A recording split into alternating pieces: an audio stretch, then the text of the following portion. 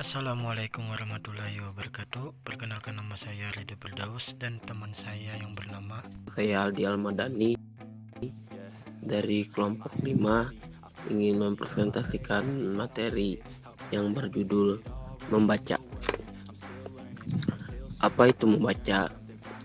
Membaca adalah seperangkat keterampilan yang melibatkan memahami dan memperoleh maka dari kata tercetak. Untuk membaca, kita harus bisa memecahkan kode atau bunyi kata-kata yang tercetak dan juga memahami apa yang kita baca.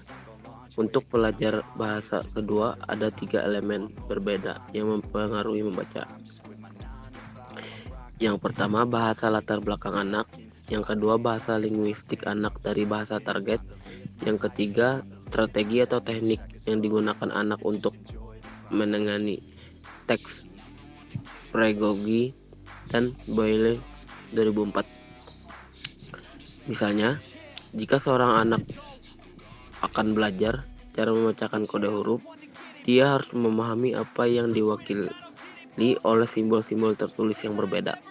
Dalam beberapa bahasa seperti Inggris, Spanyol, Arab, dan Korea, simbol tertentu mewakili huruf tertentu.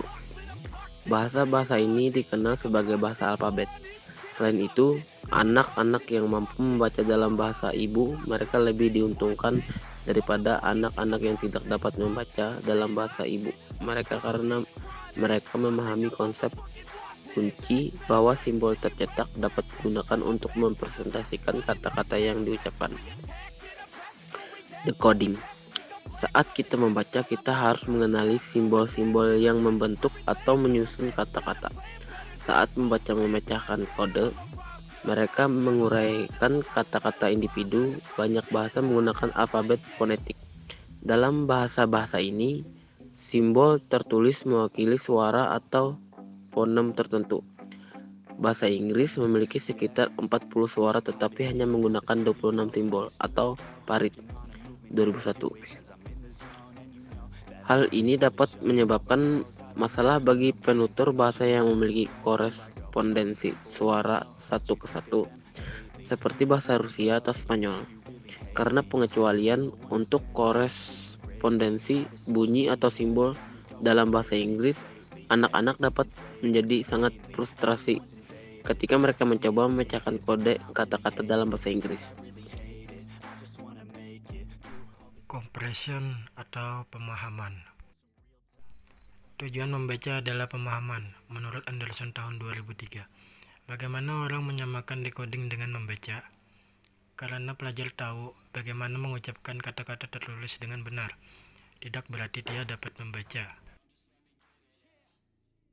Latar belakang keajaran membaca. Pemahaman bacaan mengacu pada membaca untuk makna, pemahaman, dan hiburan. Ini melibatkan keterampilan berpikir tingkat tinggi dan jauh lebih kompleks daripada sekedar memecahkan kode kata-kata tertentu. Ada 2 alasan utama membaca. Yang pertama untuk kesenangan, yang kedua untuk informasi. Pengembangan keterampilan membaca. Ketika anak-anak penutur asli bahasa Inggris diajari membaca, mereka diajari cara membaca untuk kesenangan dan untuk informasi. Hal ini tercermin dalam banyak buku dan kasus membaca. Mereka melihat bahwa ada berbagai pilihan fiksi dan non-fiksi yang bertujuan membantu anak-anak belajar bahwa membaca bisa menyenangkan dan informatif. Instruksi berbasis fonik. Instruksi berbasis fonik. Pengajaran berbasis fonik dimaksudkan untuk mengajarkan siswa aturan dasar fonik berbahasa Inggris, sehingga mereka dapat dengan mudah memecahkan kode kata. Tujuan dari instruksi fonik adalah untuk mengajar pembaca pemula bahwa huruf cetak mewakili suara ucapan dan ucapan yang didengar dalam kata-kata. Menurut Haliman tahun 2002, pengajaran fonik dimaksudkan untuk membantu anak-anak melihat korespondensi antara huruf dan bunyi. Meskipun decoding adalah salah satu bantu loncatan pertama untuk membaca, penting untuk diingat bahwa decoding berbeda dengan membaca. Pendekatan berbasis sastra. Pendekatan berbasis literatur dirancang untuk membantu pelajar muda mengembangkan keterampilan literasi dalam konteks literatur. Pengajar menggunakan literatur juga didasarkan pada premis bahwa literasi adalah proses yang saling terkait. (Pub 1996). Saat ini nilai buku bergambar terus diakui dalam proses EFL dan EFL. Ellis dan Brewster, 2000, menjelaskan lebih dari 25 alasan mengapa buku cerita otentik harus digunakan di kelas di mana anak-anak belajar bahasa Inggris sebagai bahasa kedua atau bahasa asing. Pendekatan berbasis sastra dirancang untuk membantu anak mengembangkan apresiasi dan kenikmatan karya sastra sekaligus mengembangkan keterampilan literasi. Refleksi. Apa salah satu buku favorit Anda saat kecil? Apakah itu fiksi atau non-fiksi? Kenapa kamu menyukainya? Apa salah satu buku favoritmu hari ini? Apakah itu fiksi atau non-fiksi? Mengapa Anda menyukainya?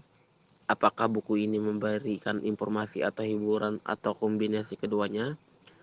Selain buku ini, potongan non-fiksi apa saja yang Anda baca dalam 24 jam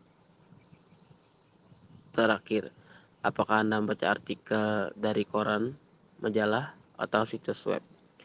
Pikirkan tentang bagaimana Anda belajar membaca. Apakah Anda ingat membaca dengan orang tua Anda? Seperti apa Anda membaca buku? Apakah orang tuamu membantu kamu membaca? Apakah Anda belajar membaca di sekolah? Apakah membaca itu mudah atau sulit bagi Anda? Apa yang membuatnya mudah atau sulit? Baik, selanjutnya referensi.